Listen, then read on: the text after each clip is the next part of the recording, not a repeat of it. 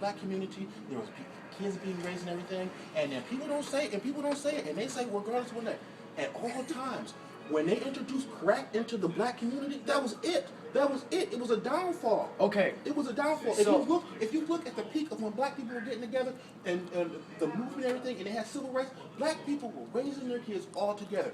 After that, it was downhill. So it's our fault that y'all didn't have self-control. Y'all seen crack, y'all was like, crack is shit, let's go. So it's our fault. Really? It's not their fault for saying that, but here you go. If you walk up to a person like here you go, and walk away, you automatically self-destruct. So wait, so you didn't have enough mental capacity to be like, you know what, that shit's crazy. That's something I don't want to It mess with. spread like a wildfire, bro. Okay, but don't say it's just black people. White people are crackheads too, all right? Yeah. Going down to Southwest Detroit, there's a whole shitload of them. Yeah. I know.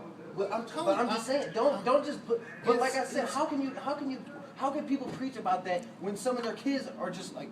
Oh, let me ask you this, Bear. Okay, so if and you know they do it. So if we've been a part of this for years, and I'm a CEO of a big Fortune 500 company. I see this other Ivy League kid, white kid coming up, or I see this other black kid. Who am I going to hire?